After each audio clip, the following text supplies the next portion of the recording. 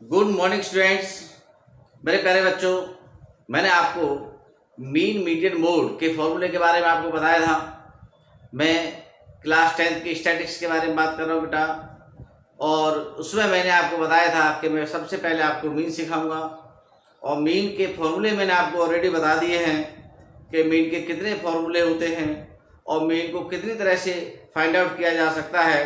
तो बेटा मैंने आपको मीन के 3 मेथड बताए थे। एक बताया था डायरेक्ट मेथड, एक बताया था डेविएशन मेथड, और एक बताया था step deviation method.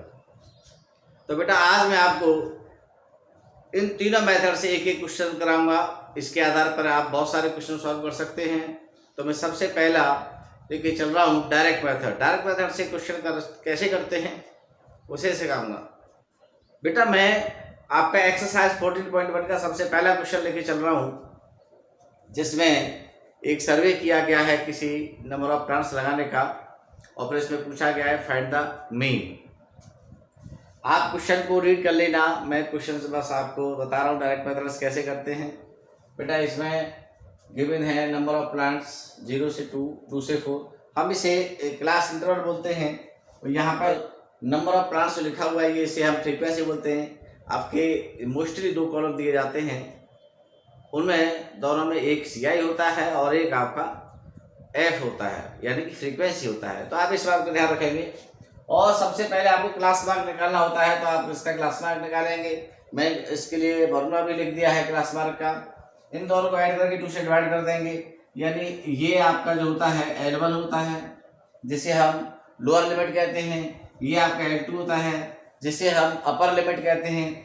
Upper limit और लोअर लिमिट को ऐड करके 2 से डिवाइड करने पर जो आंसर आता है वही क्लास मार्क होता है। जैसे हम इस CI का क्लास मार्क फाइंड करेंगे तो इसका 1 हो जाएगा।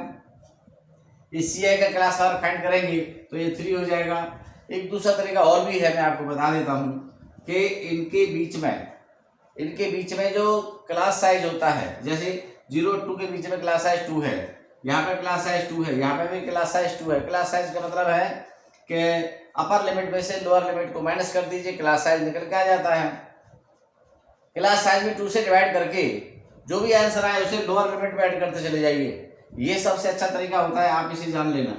जैसे कि यहाँ पर क्लास साइज है 2 और 2 में 2 से डिवाइड करिए 1 आ गया, और 1 को लोअर लिमिट में ऐड कर दीजिए तो 1 हो गया। यहाँ पे ऐड कर दीजिए 1 को, 3 हो गया। यहाँ पे 1 को ऐड कर दीजिए, यहाँ पे आपका 5 हो गया। ये ऐड करोगे या 7 हो जाएगा, या 9 हो जाएगा, या 11 हो जाएगा, और यहाँ आपका 13 हो जाएगा। इस तरह से हम इन्हें कंप्लीट करते हैं। और बेटा फिर हम क्या करते हैं, हमारे पास ध्यान से देखें, हमारे पास जो डायरेक्ट मेथड का जो मीन होता है फॉर्मूले में, वो होता है sigma FI XI upon sigma FI। ये हमारे पास डायरेक्ट मेथड का फॉर्मूला होता है। मैं लिख देता हूँ बाई डायरेक्ट मेथड। अब बेटा आप इसे समझें कि हमें सिग्मा FI चाहिए, FI XI भी चाहिए। तो हम क्या करेंगे, पहले सिग्मा FI पता कर लीजिए। सिग्मा FI क्या होगा, सिग्मा FI का मतलब है सम ऑफ ऑल फ्रीक्वेंसीज। इनको प्लस कर लीजिए, 1 + 2 + 1 + 5 + 6 + 2 + 3। इनको प्लस करके देखेंगे तो ये 20 आ जाएगा बेटा। और फिर इसके बाद हम FI × XI करेंगे, यानी इन दोनों का मल्टीप्लाई करेंगे तो कितना हो जाएगा, 2 हो जाएगा। इन दोनों का मल्टीप्लाई 6 हो जाएगा, इन दोनों का मल्टीप्लाई 5 हो जाएगा, इन दोनों का मल्टीप्लाई 35 हो जाएगा, इन दोनों का मल्टीप्लाई 54 हो जाएगा, इन दोनों का मल्टीप्लाई 22 हो जाएगा, और इन दोनों का मल्टीप्लाई 39 हो जाएगा। अब हम इसको बोलेंगे सिग्मा FI XI, यानी FI XI जो भी आया है उसका प्लस कर देंगे। ये आता है आपका 162। फिर हम इनको वैल्यू भी पुट करेंगे तो बेटा ये हो जाएगा mean is equal to sigma FI XI आया 162 अपॉन 20, और जब इसे इसमें डिवाइड करेंगे तो ये आ जाएगा 8.1। यानी आपने जो निकाला है mean number of plants. Therefore mean number of plants 8.1 answer. और बेटा अब मैं आपको सिखाऊंगा डेविएशन मेथड क्या होता है। डेविएशन मेथड जिसमें D आता है, या फिर हम डेविएशन मेथड को कहते हैं एज्यूम्ड मीन मेथड, जिसमें ए आता है। एज्यूम्ड मीन मेथड क्या है, डेविएशन मेथड क्या है, आप समझेंगे एक्सरसाइज 14.1 के क्वेश्चन नंबर 2 के माध्यम से। मैंने एक्सरसाइज 14.1 का क्वेश्चन नंबर 2 यहाँ लिख लिया है, आप उसे रीड कर लेना। देखिए इस तरह से आपका जो क्वेश्चन दिया जाता है, जहां पर ये वाला जो पार्ट होता है ऊपर वाला जो आपकी रो होती है, इसमें हमेशा हम CI मानते हैं। ये आपका दे रखा है, इसे हम फ्रीक्वेंसी मानते हैं। अब आप इसको सॉल्व जब करेंगे तो आपको एक टेबल बनानी होगी, जिसमें आप डायरेक्ट में लिख सकते हो, यहाँ लिख सकते हो CI क्या है उसे आप लिख लें। यहाँ पर जैसे आपका दे रखा है 500 से 520 और 520 से 540 और 540 से 560 और 560 से 580 और 580 से 600, इस तरह से आप लिख सकते हैं। फिर आप सबसे पहले मैंने आपको बताया था CI के बाद आपको डायरेक्ट क्लास मार्क सॉल्व करना चाहिए। तो क्लास मार्क मैंने आपको बताया था, उसे हम XI बोलते हैं। XI क्या होता है, L1 प्लस L2/2, इन दोनों को प्लस करो और 2 से डिवाइड करो। या फिर दूसरा भी तरीका आपको बताया था कि आप क्लास साइज पता करिए, क्लास साइज में 2 से डिवाइड करिए, जो भी आंसर आएगा उसे आप लोअर लिमिट में ऐड करते चले जाइए। यहाँ पे क्लास साइज क्या है, आप देखिए ध्यान से, 20 क्लास साइज है, 2 से डिवाइड करो 10 आ गया। अब 10 को हर बार 10 को आपको इस लोअर लिमिट में ऐड करते हुए जाना है। अब ये हो जाएगा 500 में 10 ऐड करेंगे तो 510, यहाँ पर 530, यहाँ पर 550, यहाँ पर 570 और यहाँ हो जाएगा 590। उसके बाद आपको क्या करना होगा, उसके बाद आपको A ढूंढना होगा। तो आपको बता दूं एक एज्यूम्ड मीन होता है। एज्यूम्ड मीन क्या होता है, हम उसे XI से ढूंढते हैं और XI में एज्यूम्ड मीन वह होता है जो सबसे बीच में हो। आप देखिए ध्यान से, सबसे बीच में आपका ये 550 आ रहा है, 2 नीचे हैं तो ऊपर है, ये है। वैसे तो हम एक किसी को भी मान सकते हैं, लेकिन मोस्टली आपको यही करना चाहिए कि ठीक बीच वाला लिया करें। अगर ठीक बीच में 2 आ रहे हैं उसमें से किसको मानते, तो उसमें ऊपर वाले को मान लिया करो। बीच में अगर 2 हैं, मिडिल में है, तो बीच में से ऊपर वाला जो होता है उसे A मान लिया करो। ये बेस्ट तरीका होता है। तो हम यहाँ लिख देंगे कैपिटल A मतलब एज्यूम्ड मीन। उसके बाद हम निकालेंगे आपका DI क्या होता है, XI माइनस A, ये फॉर्मूला होता है DI का।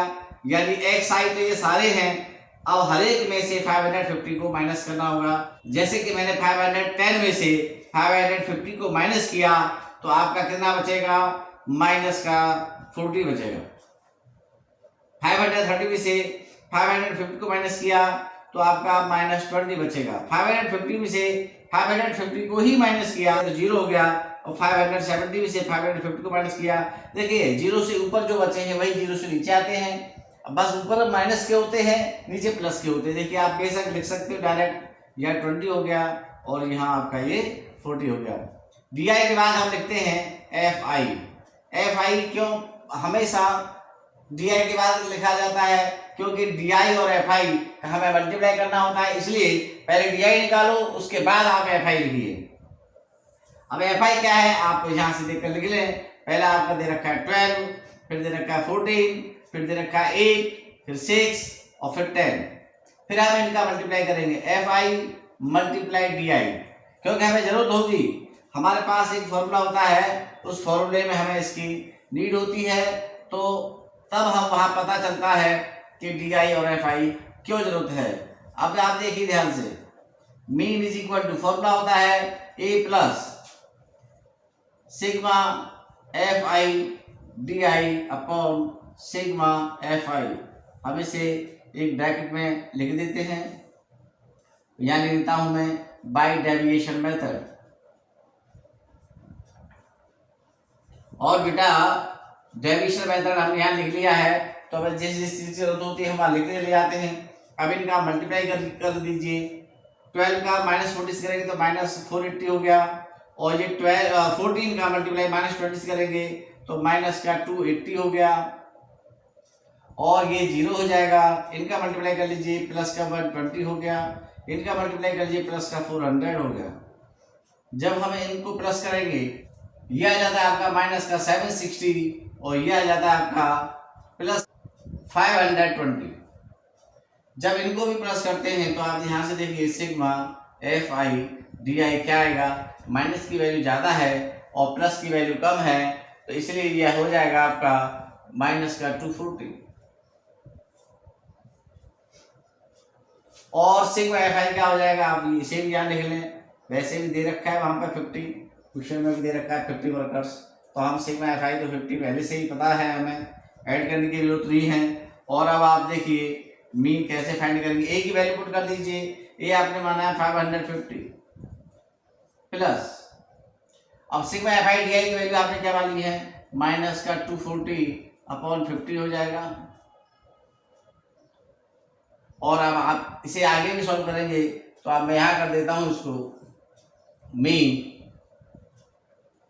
इज इक्वल टू 550 प्लस, आप ब्रैकेट में ध्यान से देखिए, आप ब्रैकेट में देखेंगे तो हमें इसका 0 से 0 कट जाएगा और बचा 24 5 से डिवाइड करेंगे तो ये हो जाएगा आपका 4.8 माइनस का, यानी 550 माइनस 4.8, और जब हम इसको भी माइनस करेंगे तो माइनस करने पर आ जाएगा 545.2 answer.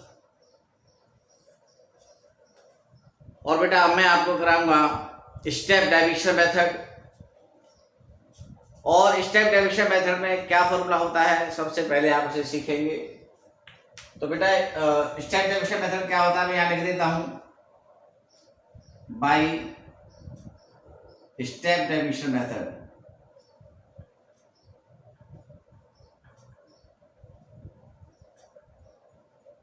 Mean is equal to होता है बेटा A plus sigma F I U I upon sigma F I multiply H. ये एच क्या होता है, क्लास साइज होती है, यू आई क्या होता है, डी आई अपॉन एच होता है, वो मैं आपको बता चुका हूँ इन सब चीज़ों को। तो एक बार अब आप इसको क्वेश्चन को भी समझ लें, हमें किस किस चीज़ की जरूरत पड़ेगी। सबसे पहले आप सी आई लिखें, सी आई में क्या क्या लिखा हुआ सब लिख लें, 100 से 150, 150 से 200, 200 से 250 और 250 से 300 और 300 से 350।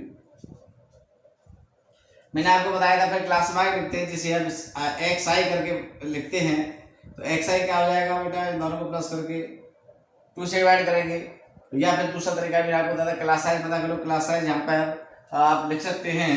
देखिए मैं यहाँ नीचे लिख देता हूँ आपके लिए और आसानी हो जाएगी। सबसे पहले आप क्लास साइज लिख दीजिए एच, एच की वैल्यू यहाँ पर क्या है देखते चाहिए, एच की वैल्यू 50 है तो आप 50 लिख दें यहाँ पर, 50 में 2 से डिवाइड करो 25 हो गया। अब हर एक में 25 ऐड कर जाएगा, लोअर लिमिट में 25 ऐड करते चले जाइए, तो यहाँ पे हो जाएगा 125, यहाँ पे हो जाएगा 175, यहाँ पे हो जाएगा 225, यहाँ पे हो जाएगा 275, यहाँ पे हो जाएगा 325। उसके बाद हमने आपको बताया था ए छांटते हैं, ए कौन सा है, ए सर्च करते हैं तो ए आपका हो जाएगा ये 225। अब आप यहाँ पे भी लिख दीजिए ए हो गया 225। ठीक है बेटा, फिर हम निकालते हैं डी आई, डी आई का फॉर्मूला आपको बताया था एक्स आई माइनस ए। अब 125 में से यानी हर एक में से 225 को माइनस करना है, हर एक में से, तो 125 से 225 को माइनस किया तो आपका माइनस का 100 आ गया, 175 में से 225 को माइनस किया तो माइनस का 50 आ गया, फिर यहाँ पर 0 आ गया। देखिए 0 से ऊपर जो आता है वही 0 से नीचे आता है, ऊपर माइनस का रहता है नीचे प्लस का रहता है, यहाँ पर 50 आ गया और यहाँ पर आपका 100 आ गया, 50 इसके आगे ले लेता हूँ मैं, 50 आ गया और यहाँ पे आपका 100 आ गया। ठीक है बेटा, उसके बाद हमने आपसे कहा था कि हमें यू आई निकालना होता है, यू आई का मतलब होता है D I upon H. D I आपका पास यहाँ पे है, एच आपके पास 50 है, 50 से डिवाइड करते चलो हर एक को, यहाँ पे -2 हो जाएगा, -1 हो जाएगा, 0, यहाँ पे प्लस का 1 हो जाएगा, यहाँ पे 2 हो जाएगा। फिर आपको लिखना होगा आपको जरूरत होती है FI UI की। अब आप FI भी लिख लीजिए। मैंने बताया था FI कहाँ लिखना चाहिए आपको, FI वही लिखना चाहिए जहाँ UI से मल्टीप्लाई होगा, तो UI के पास में लिखना चाहिए। डेरिवेशन मेथड में मैंने आपसे कहा था कि जहाँ DI है, DI के तुरंत बाद आप FI लिखिए। FI को अब लिखिए, आपके पास पता है, एक तो 4 है, 5 है, और आपके पास 12 है, 2 और 2 है। अब आप क्या लिखेंगे, अब आप लिखेंगे FI मल्टीप्लाई UI। अब FI मल्टीप्लाई UI में लिखेंगे तो आप लिख लीजिए -8 हो गया, -5 हो गया, 0 हो गया, 2 हो गया और 4 हो गया। इन दोनों को प्लस करेंगे, -13 हो गया, ये तो 0 है ही, इन दोनों को प्लस करेंगे तो प्लस का 6 हो गया। और अब यहाँ पर जब हम लिखेंगे sigma FI UI, sigma FI UI is equal to कितना हो गया, तो ये बन जाएगा आपका -7, क्योंकि माइनस के ज्यादा है प्लस के कम है तो माइनस का ही बचेगा। और सिग्मा FI आपका क्या है, सिग्मा FI आपका क्या है, आप ध्यान से देखते रहें, इनको ऐड कर लें और इसमें आता है आपका 25। तो आप यहाँ पे सब जो कुछ भी आपको पता है आप यहाँ लिख दें, 25 आया है आपका, सिग्मा FI UI आपका -7 आया है। जो कुछ आपको पता चला है आप उसी का लिख दें। फिर आप मीन का फॉर्मूला यूज करेंगे, फॉर्मूला आपके पास लिखा हुआ है 200, यानी कि ए की वैल्यू लिखेंगे, ए की वैल्यू कितनी थी आपके पास 225 प्लस ब्रैकेट के अंदर, फिर FI UI आपके पास कितना आया -7 अपॉन सिग्मा FI कितना आया आपके पास 25 मल्टीप्लाई H की वैल्यू आपके पास कितनी है 50 है। जब आप इसको भी आगे सॉल्व करेंगे तो 225 प्लस, ध्यान से देखें, -7 मल्टीप्लाई 25 से 52 टाइम्स कट जाएगा। आगे लिखेंगे 225 माइनस का 14 इज इक्वल टू 211, यानी कि आपका जो मीन आ जाएगा वह 211, यही आपका आंसर है।